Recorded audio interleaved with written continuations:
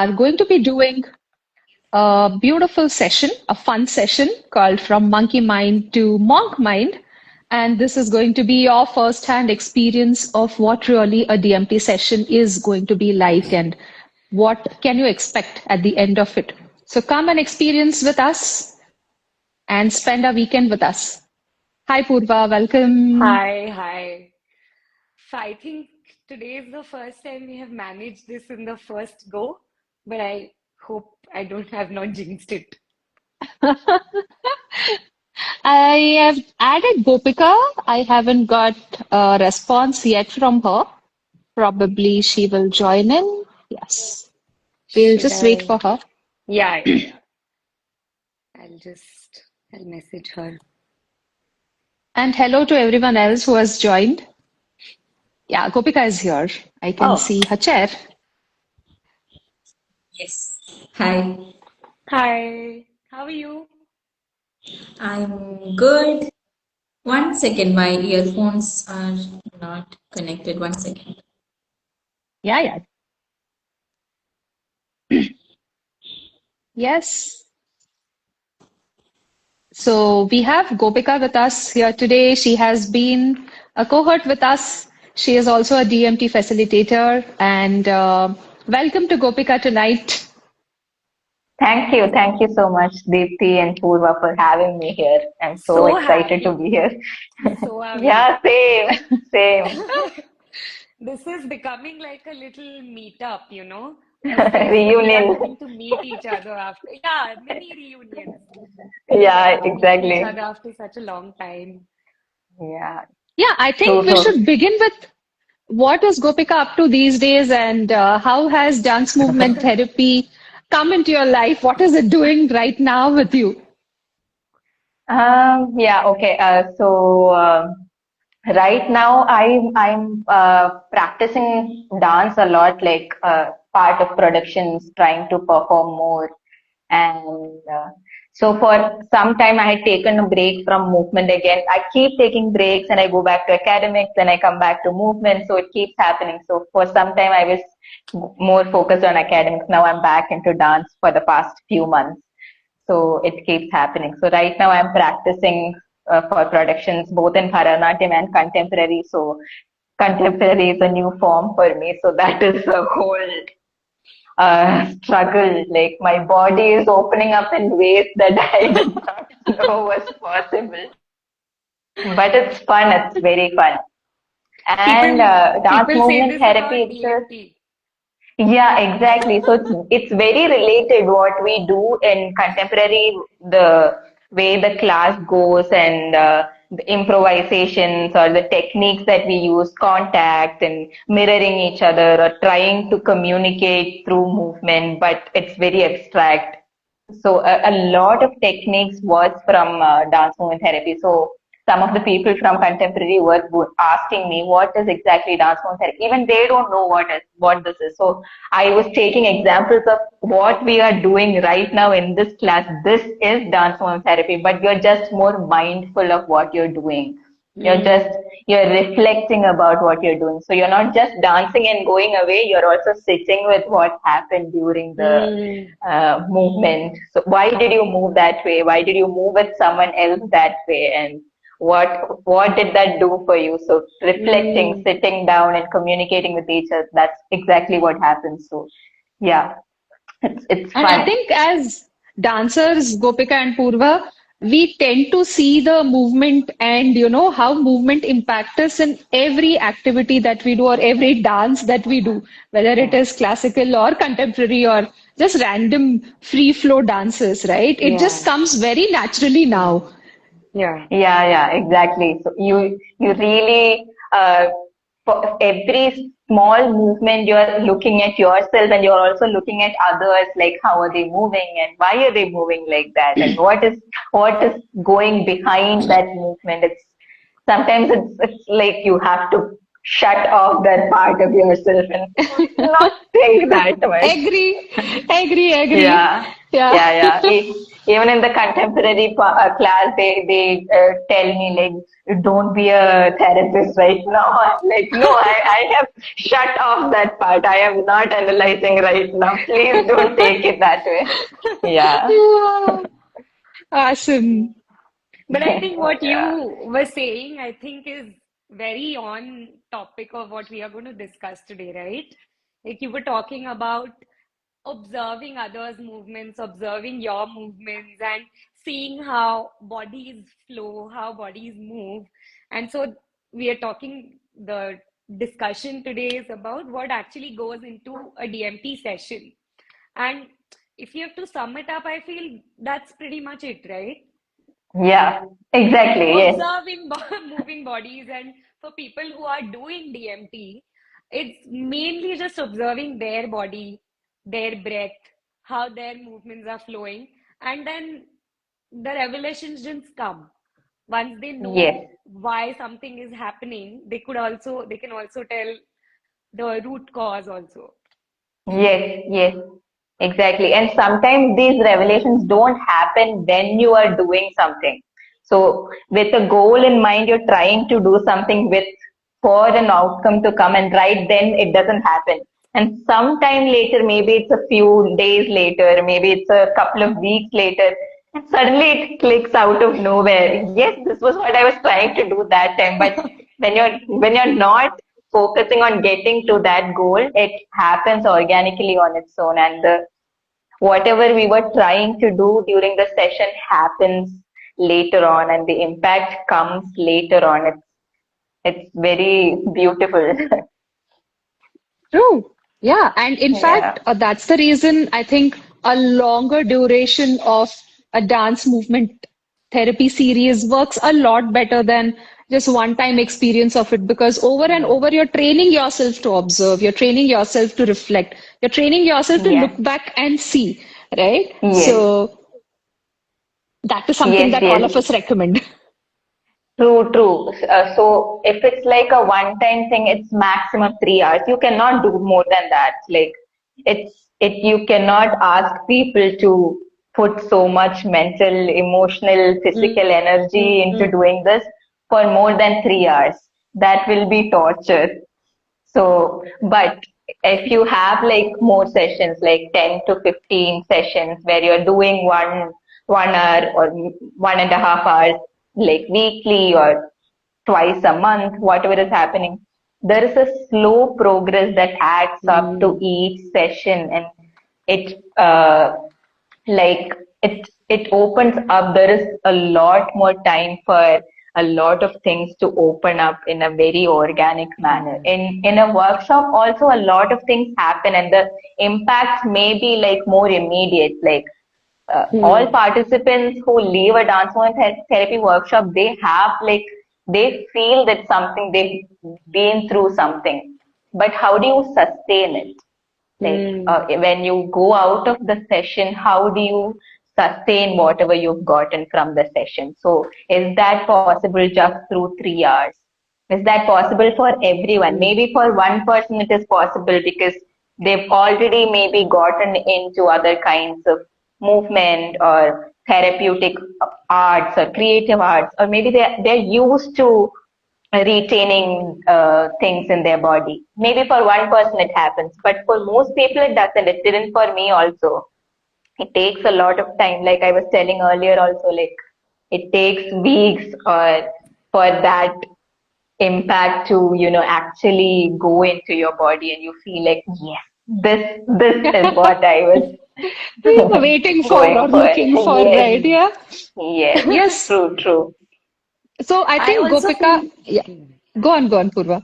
No, I was saying I also feel that if I were doing a workshop of DMT for the very first time, I would want those 3 hours to give me maximum what DMT could.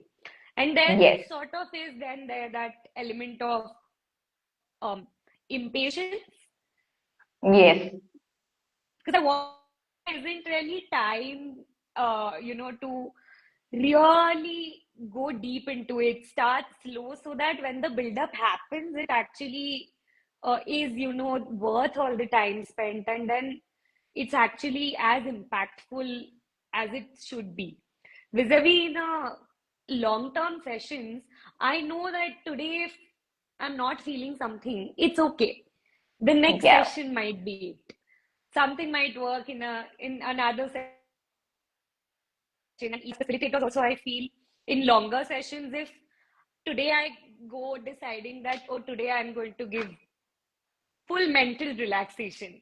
But if the group person wants to be just challenged, if they want to move more, my goal is like, oh, I have to change everything now. I have to really keep Yeah, things yeah, yeah. dynamic.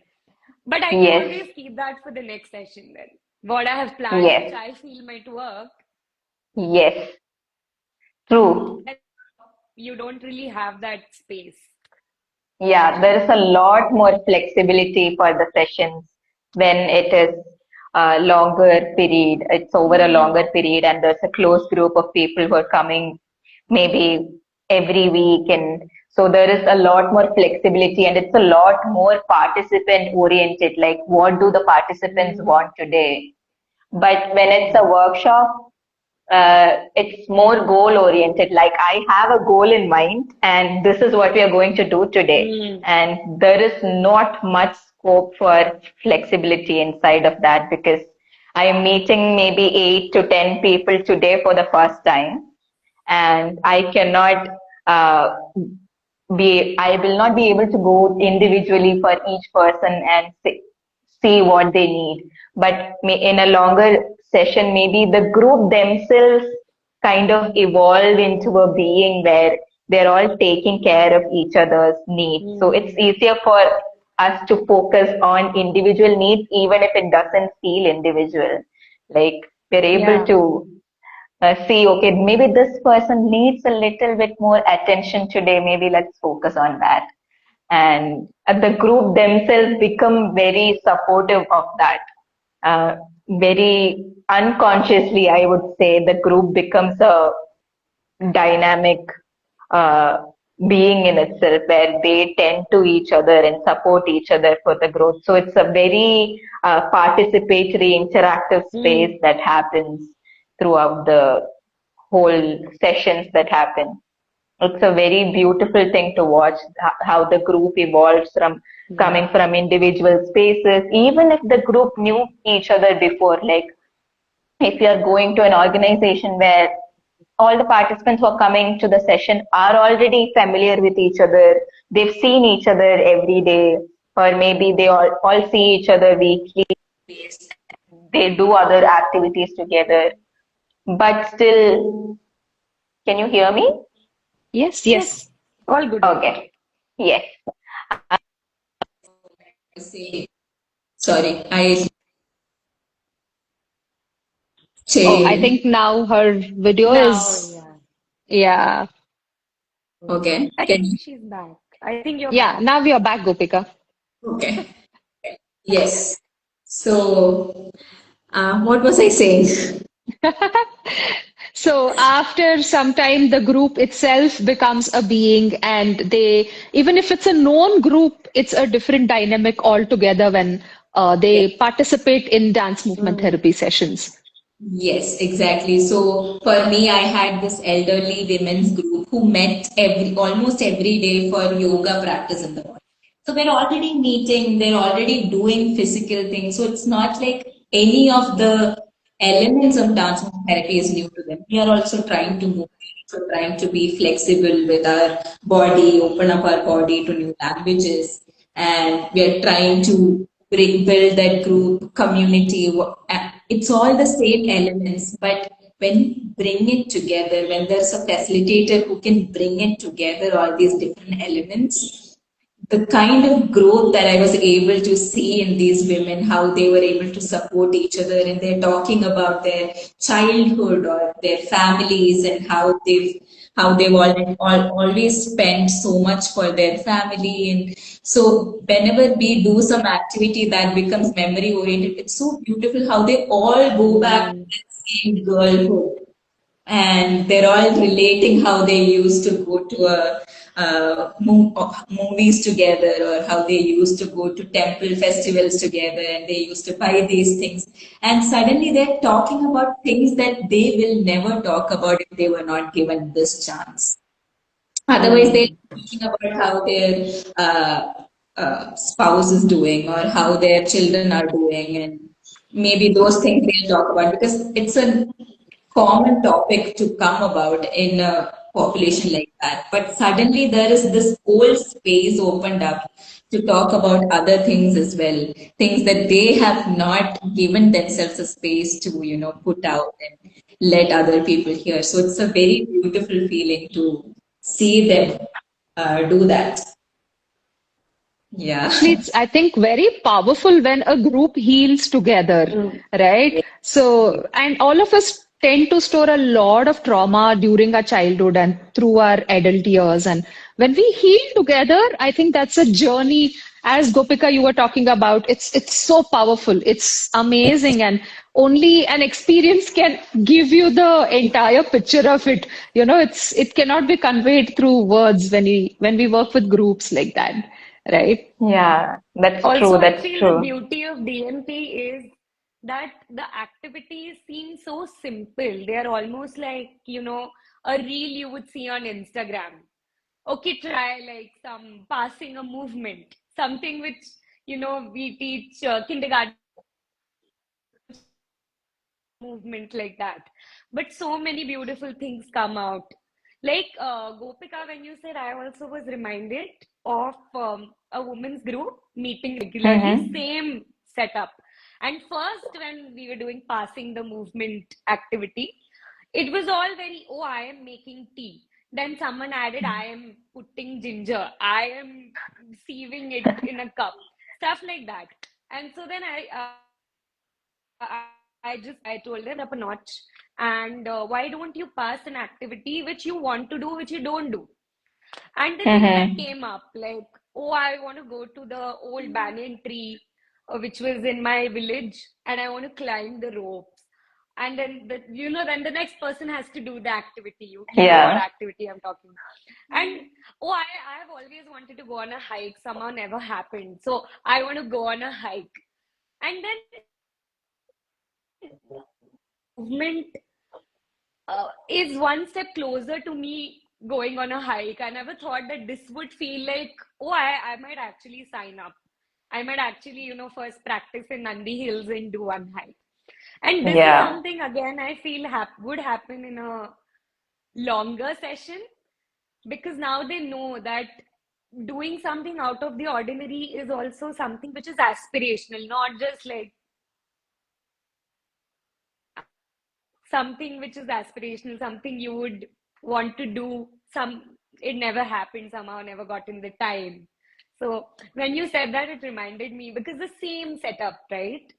But over the sessions with Yeah. seemingly such straightforward, simple activities, with DMT, the facilitators are able to bring out these kinds of revelations and reflections.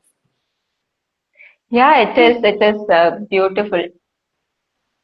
So, I know it is organically progressing towards longer sessions or more number of sessions, but let's come to, let's even address what happens in case somebody signs up for just one workshop or an introductory session. Then, how does a facilitator give a holistic picture of DMT? Yet, Gopika was talking about focusing towards the goals of what the session is going to be. So, how would both of you, or how three of us, or any of us would plan a introductory session or one session? Yes. Gopika? So, yes, this became like a debate between workshops and one session and longer sessions. Yeah. That was Yeah. not the intention. The intention was not that. But I've had workshops also which were very impactful, and workshops also becomes very flexible on their own because whatever we are planning for any session, whether it's just one session or whether it's for more sessions, Once you go and interact with the participants, the session changes for sure. Mm. In some way or other, the session changes. Maybe it's the songs that you use because the energy isn't matching anymore. You had an assumption this is how the group is going to work. So usually all the time before a session happens, even if it's just one workshop, even if it's just for 1 hour, I always uh, ask a short history of the participants, even if it's just one participant, if it's more than one participant, what age they are and what kind of movement background they come from. So I always have a form that I send out before the session so that they can fill it out, the most simplest details. It's not anything big, and it's whatever they want to answer, that's it. But it gives us an idea of how people, what kind of age people are coming from, what kind of movement background people are coming from. And there is always a chance that in a group that there's diverse kinds of people who are coming in for the workshop. So you have to cater to all these different kinds of groups. So while you're doing the activity, also you have to have different levels of the activities that can be done Mm. by each individual. So even if maybe someone needs to do something, but they can only do it while sitting in a chair, and you have to be ready for that. So the same movement, how will you adapt it to someone who is sitting down or someone who is sitting on a chair or someone who cannot bend so much or whatever movement you're doing, there's always this adaptability that comes in for based on how the group or how the individual is going to be. And for sure, when it's just one session, there is a lot more focus on introduction and ice breaking itself so that the group or the person themselves are able to, uh, bring in or come into the space. So there is a lot of introduction, not just between the participants, between the facilitator and the participants, but also bringing them into the space.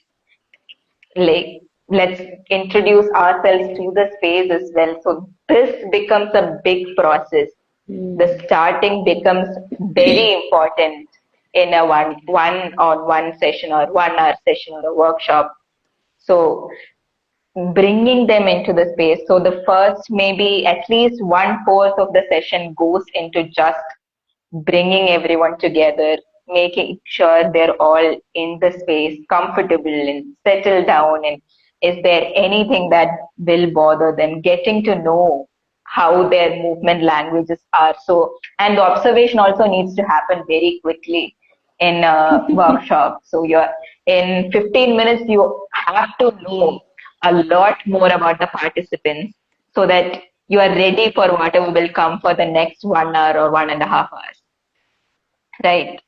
And the activities also have to be built in a very organic way where Mm. one very organically goes into the next, where no participant feels left behind. Like how did we reach here? It should never come as a shock. So you have to be very gentle, and the words are also very gentle, and you have to be extremely adaptable as well, very quick on your feet, very quick on thinking, like what will go next. But it is very fun and challenging, I think, to have a workshop session. It is very fun and challenging as a facilitator. I feel like Yeah. you I are all completely ready On your to, toes. yes, yes, I also feel how the participants have gotten to the workshop is also important. Like if it's a workshop which you are independently organizing and people have signed up from maybe Instagram or other social media, some personal contacts, then the way they would approach it is also slightly different because it is very much voluntarily done. But if an organization is setting up a DMT workshop, then like you said, a lot more of ice breaking is necessary, is what I've realized. There is also yeah, somewhere that salesman aspect that comes, like you have to sell DMT to them first, very yes, gently, very subtly, that no, this is not dance, don't worry. This is not You're not going to have to talk about your deep, dark feelings. It's okay. Just, Yeah, yes, you just have to come keep into it it. very moderate surface level of your, we're not going into anything deep today. Let's not. Don't be scared. Don't be scared. Yeah, yes.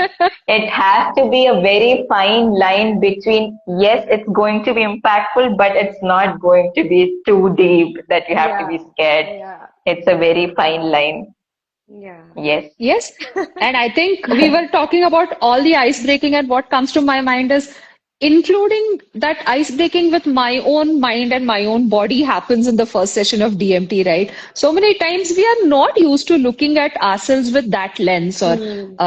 we are not looking we are not observing our movement the way we would in a DMT session. Even though we all move, we might even walk or sit and stand. But when it comes to even one session, as Gopika was telling and Purva was talking about it, it has to be impactful yet very subtle. But just observing one movement can bring in that uh, ability, that impact, that reflection about your own mind and your own body. That ice breaking happens in that first session, I believe.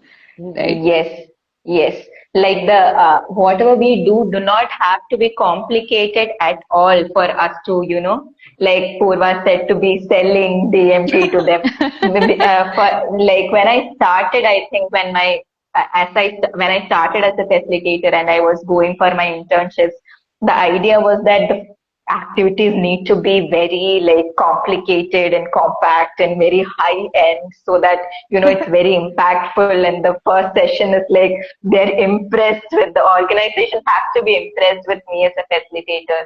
But then later on you understand it's not about how complicated, or Hmm. it's about how you bring the participants into whatever they're doing, however minute it is. It's as simple as maybe bringing attention to your feet on the ground. And that becomes impactful in itself. Like, it is not something people are used to doing. Yes. Just Yes, bringing exactly. attention to your feet is not Hmm. something people are used to. So it is very important. I also feel like as a facilitator, as a dancer, to, ground myself, to understand that maybe things that I take for granted is not very accessible to everyone else. This was Hmm. one of the first things that I got to, had to learn as a facilitator, that things that I take for granted is not accessible to other people. So when I go to participants, it is not about how big the impact is going to be. It's bringing them into the minute details and bringing their presence to the bringing their mindfulness to the minute details that makes the biggest impact. Yeah, what you said is so beautiful, right? Because I feel all of us again in this space are dancers. So we take even something as complicated as body awareness pretty lightly and for granted, because somewhere, even if maybe not right now, but when we are dancing, most dancers are very aware. This is hurting, this is feeling fine, costume and stuff like that. But like you said, for someone paying attention to how their feet feel against the ground is as big a revelation as, discovering some deep rooted trauma. Just knowing, maybe I really like the feel of my feet or the feel of the ground against my feet. And then when we combine it again with a very simple question like, how does it feel? How do you feel? It is such a simple concept, but then when when someone asks you this, you also get a space to not just experience but also express. And I think that Yes, is pretty exactly. much the crux of any DMT workshop or longer session. Yes, so it's a very good combination of doing the physical thing and then bringing the attention to asking them, how does this feel? And it becomes like a very big thing, like the example that we were doing right now, feet on the ground, how does it feel? And it's like Wow, I've never thought about that. That is something to think about. And it is as simple as that, starting with body awareness. That is the first step towards, uh, I think, if whether it's a small session or a big 10 to 15 session, the first step is bringing that awareness to your body, to yourself, which seems like a simple, small thing, but it is not. Exactly. Yeah. And I think that's the reason me and Purva chose the name for our session from monkey mind. The whole thing, a mind is like a monkey traveling and jumping and doing all kinds of movements in its own way. But bringing that awareness is what makes it a monk mind ultimately, right? So Yeah. just grounding with, again, coming back to the feet on the ground, and there you are. Your mind has come to its home, relaxed and calm and open for many other things and open for Yeah. other experiences too. And True. again, it sounds very complicated. It sounds maybe, at times intimidating also, but like we are talking, it's as simple as noticing how your dress feels against your hand, taking a moment and expressing, maybe with movement or with art or with your words, how that feels, how your fabric feels against your arm, or how your feet feel against the ground. And even those are little things I feel, even in longer sessions, I keep, as a facilitator, taking the participants back to these sensations, because that's where it starts. Like every session needs its own icebreaker, its own base, Yes. so that very seemingly simple but Yes. work just Yes. Actually, amazing. yes. I think many a times we have done this, right? We start with very simple activities in the beginning, then build on different layers, complex reflections. But then towards the end, when we ask the same set of participants to go back to those initial activities, and then you see that change, right? That window has opened, which was probably very tiny opening, which was there, now is a big, it shows a bigger picture, it shows a much wider picture. So yeah, simple activities can have that impact over, even after maybe one session or even after 20 sessions. Simple activities, simple reflections are really impactful. True, true. So I've had this one participant. So I used to have morning sessions every day called Rise and Shine. It went on for almost 8 months. But because we had very few participants, which is all our problem, but we had one or two participants who used to come regularly.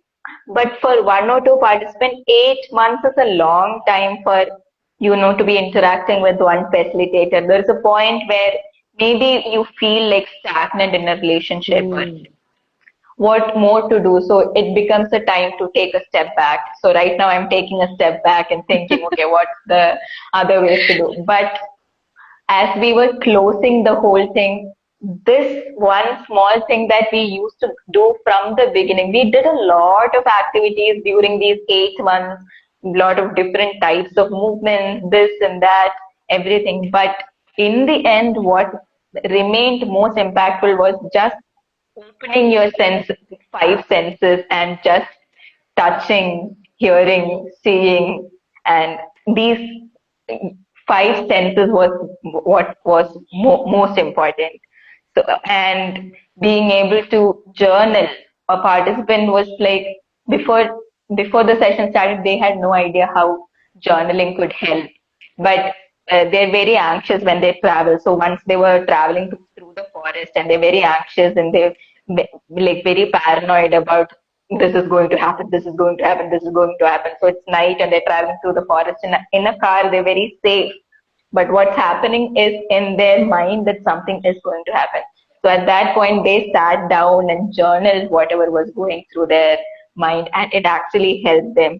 Or when they're having they're generally an anxious person. So during work they're having some sort of anxiety, and they just bring their awareness to these five senses, and it helps. So it in the end, it's these small things that you take away from the sessions and are able to, apply. How do you sustain them in your real life? How do you apply whatever you have gotten from a session in your real life? That is what matters. And when it's nothing that brings you more happiness than, listening to someone who was able to take away some tiny bit of what you were trying to do and apply that in their real lives and feel like, okay, this was impactful. Even if it's just one person that attended for 8 months. That's It is. 100%, 100%.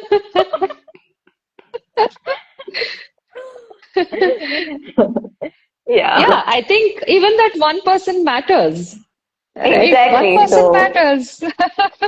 yes, so as facilitators, we put a lot of pressure on ourselves, the number of people that come in, or what kind of activities we are planning, and this and that. But in the end, it's just maybe one person Yeah, feeling like, okay, this one thing helps me, and that's it. That's all that we can hope for, I feel like. Yes. absolutely. I also feel one very, very good and important takeaway would be sustainability. Like, Yes. we were talking about how people will say, "Oh, my therapist is so good. I've been going to her for the last 10 years." So then where is how it's not sustainable? You don't need to have, right? DMT, we are giving them such simple tools, which, like you said, they were able to do it in their travels. Maybe they're in the car or the bus or in between picking up your kid from school and maybe, cooking at home. Such simple things, just taking 2 minutes off. Sometimes I Exactly. feel I was telling someone that actually using DMT techniques to calm yourself, to ground yourself, takes less time than watching one reel. But Yeah, and so attending a again, DMT session sometimes, Purva, takes less than a cost of an ice cream, right? yes, and it's for Yes. sure less time also. Yeah, Because if you're doing an online session, there's no problem. correct. Yeah, yes. All right. I think we have had a great discussion. Any closing thoughts that both of you have before we kind of come to a close for today? Uh, I have no idea, like, if we stuck to the subject that we were going for, but it was a lively discussion, and I think this is what happens when we meet after a long time. Like, we just have so much to say to each other and, discuss. And Absolutely. yeah, but it was a very, very engaging discussion, and it's beautiful being able to, sit with you people here. We did our DMT course together, and now I'm seeing how you both are growing in your journey, and it is wonderful, to come back and sit and discuss and see how much we've grown. Thank you Awesome. so much. Yeah, I feel because we need to, as new facilitators in the space, just create more for the people to come for our own peers. So, and again, the plus point is we get to talk to, all of you. So that's like, it's so much fun. And when you, about what, we were supposed to discuss, I think we did because, like Deepti and I were discussing that should we mention too technical. But I feel what actually goes on in a DMT session, Gopika, you put it so well. It's so simple, Yes. grounding, happiness, and how easy it actually is for even if you come for 1 hour and maybe don't after that also there is some takeaway. So I think this is basically what goes into a DMT session. Very simple activities, experientials, using very simple words and terms that will just help you find yourself in your movement a little bit better. Yeah. Yes. And yeah, to sum it all up, I think we start with understanding our own selves better, progress towards exploring deeper layers, exploring more about our own being, our own bodies, our own minds, and then we kind of get into a zone of, how do I practically apply all of this in my life and integrate the entire series together and ensure that I am not dependent on a facilitator, but I still can always go back. I can be my own therapist at times when required. So I think these are important tools that one can take away, even from one session or from a series of 15 or 20 sessions, right? So DMT is a very beautiful journey, and it has been for us. We are examples of outcomes of uh, Yes. series of dance movement therapy as participants and as therapists. So Yeah. yeah, so thank you so much, Gopika, for joining us tonight. It was so amazing and it was fun, truly fun. And Absolutely. Yeah. we hope to do it very often, and hopefully Yes. we'll Yes, come back again and have maybe some other discussions or some other topics Yeah. let's unpack. Yeah. Yeah. We yes, need a that would be forum with great. all of us also. A big longer chat series. But thank you Yes, again for true. coming, and to everyone Thank you so watching, we are much for doing having me. and to everyone watching, we are doing Deepti and I are facilitating a DMT workshop this Saturday at 6 p.m. It's online. You can find the Instagram page. Please sign up. Now you've heard how good it is. So please sign up. It'll be just as good. Yes, I think sponsor one ice cream for me and Poorva in this Yes. beautiful cold weather. We'll be happy. Okay. Yeah, and make yourself feel better. Sponsor an ice cream and Yeah. make yourself feel better. That's the deal that we're giving you in our From Monkey Mind to Monk Mind. So see you this Saturday, and thank you for joining in. Thanks to Gopika Thank you and so everyone much, else Gopika. who have joined into the live session. Have a good night. Bye bye. Take care. Bye bye. Bye bye.